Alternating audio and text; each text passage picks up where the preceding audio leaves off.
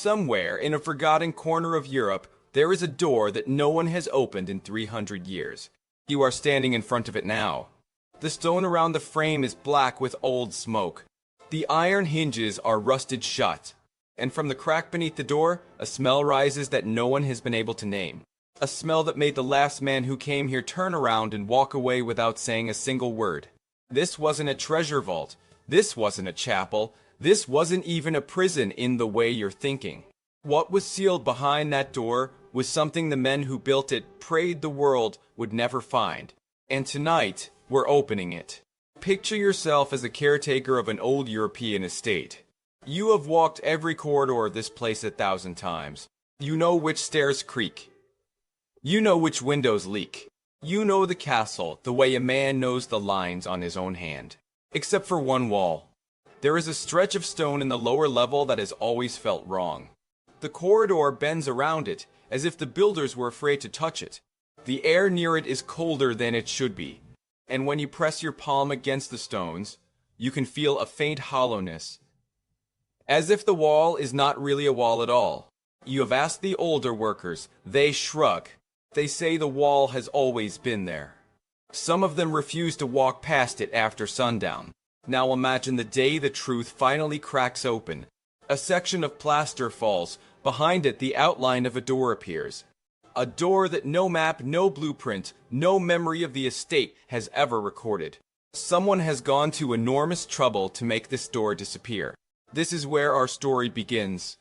Not with a battle, not with a king, but with a small, sealed, forgotten room that centuries ago was closed off with such care that even the people who built the wall in front of it refused to write down what was inside.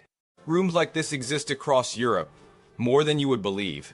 But to understand how horrific this one was, we need to go back. The men who built silence. Long before this door was sealed, it was opened, and someone decided it needed to exist in the first place. Rewind several centuries, you are standing in the great hall of a fortified estate. The lord of this place is a man used to power. He owns the fields, the mill, the forests, the roads, and, in the medieval mind, the lives of the people who work them. When he speaks, no one contradicts him. When he decides someone has offended him, no court will save that person. But even a lord like this has a problem. What do you do with the person you cannot legally kill, but do not want the world to see again? That is the question this room was invented to answer. Across medieval Europe, in castles, monasteries, and manor houses, quiet chambers were built for exactly this purpose. They had many names in many languages, but the idea was always the same. A space with no window. A door with no handle on the inside. A place where a human being could be placed and, for all practical purposes, erased. The masons who built these rooms often worked under strange conditions. Some were hired from distant regions so they could not gossip locally. Others were paid extra to forget the exact layout of what they had built. In a few cases, chroniclers hinted that the workers themselves never left the estate at all. The room was designed to keep secrets, and the first secret it kept was its own construction. Here's what history books won't tell you. The man who ordered such a room built almost never used it himself. He simply made sure it existed so his sons could use it. And their sons after them. What happened behind the door? Now imagine you are the one being taken to that door. You have offended the wrong man. Perhaps you knew a secret about him. Perhaps you refused a marriage. Perhaps you simply owned land he wanted. Whatever it was, tonight there is no trial. No priest. No family to say goodbye to. 2 guards walk on either side of you down a corridor you have never seen before, holding your arms just tightly enough that you understand there is no point in struggling. At the end of the corridor, the door is already open. Beyond it, only darkness. You are pushed forward. The door closes behind you. And then from the other side, you hear the sound that will follow you into every remaining dream of your life. They are sealing the doorway itself with fresh mortar. You feel along the walls. They are cold, damp, and closer than you expected. You take 4 steps in one direction, you take 3 steps in another. That is the entire world now. No window, no light, no voice you can call to that will be answered. In the first hours, you shout. In the first days, you weep. In the first week, you learn something no living person should ever have to learn. That the human mind, deprived of light and sound and companionship, begins to devour itself. You will hear voices that are not there. You will see faces in the black stone. You will speak to family members long dead and they will answer you. Death was mercy. This was not death. Who ended up in a room like this? Not always the criminals, you might imagine. Sometimes it was a younger brother who stood between an ambitious sibling and an inheritance. Sometimes it was a wife whose husband had grown tired of her, but could not, for religious reasons, be rid of her openly. Sometimes it was a servant who had seen something in the manor he was never meant to see.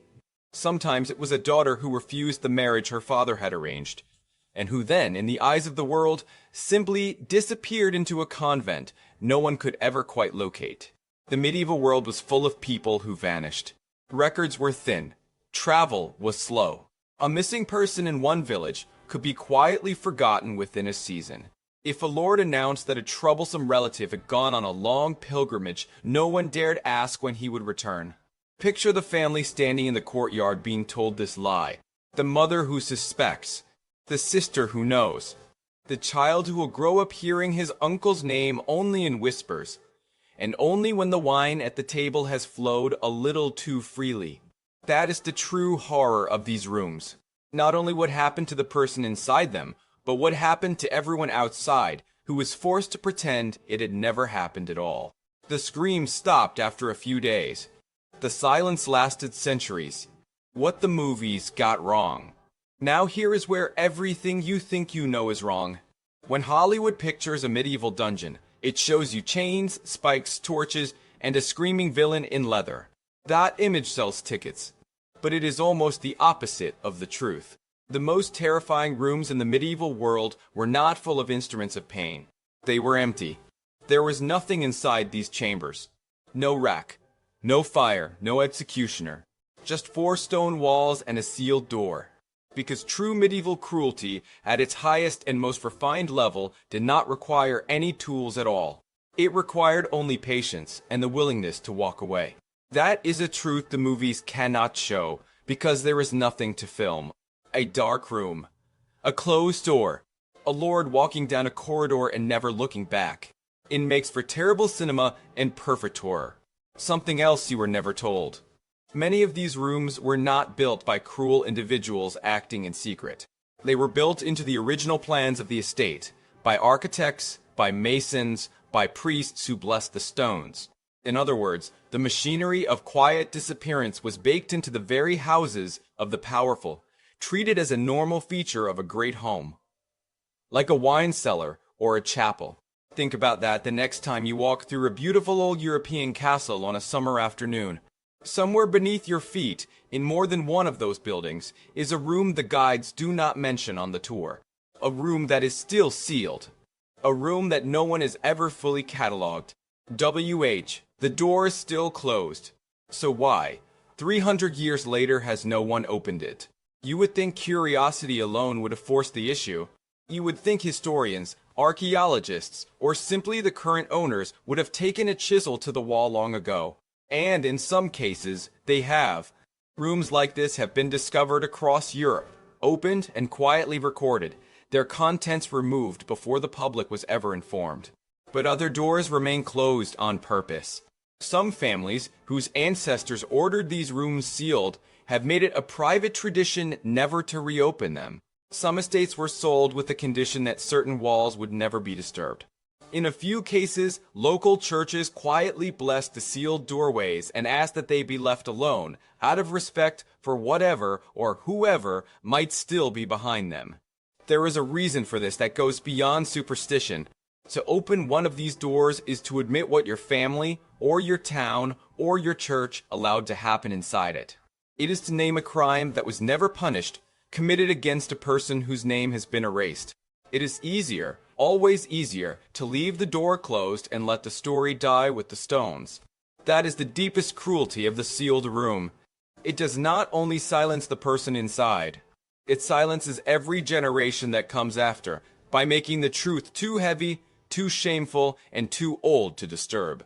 History remembers kings. It forgets what was buried beneath their castles.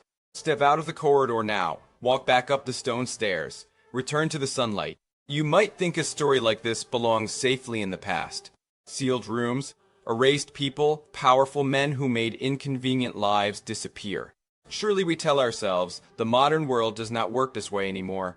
Surely we have grown out of it. But look closer. Every age invents its own version of the sealed room.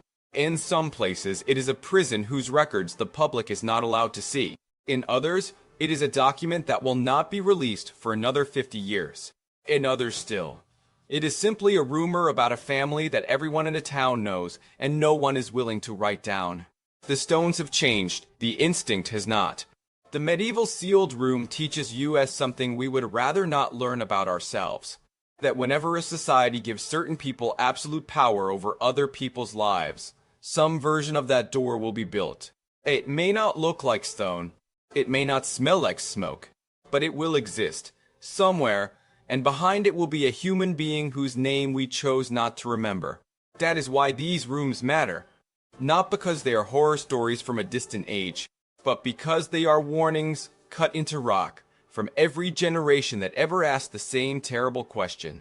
What do you do with a person you cannot kill, but do not want the world to see again? Every civilization eventually answers that question. The answer it chooses tells you everything about what kind of civilization it truly is. The door in front of you. Now return one last time to that door. The stone around the frame is still black with old smoke. The iron hinges are still rusted shut. And you are standing in front of it, understanding for the first time what it really means. Not a treasure vault. Not a chapel. Not a dungeon. A monument to silence, built by people who understood that the deepest cruelty a powerful man can commit is not violence. It is erasure. Some rooms will be opened in our lifetime. Others will remain closed forever, protected by families who would rather forget than remember, and by a public that would rather admire the castle than know what lies beneath it. But every one of them, opened or sealed, whispers the same lesson. Power without accountability always builds a room like this eventually. The only question is, who will be placed inside? If this made your skin crawl, hit subscribe. Because next week,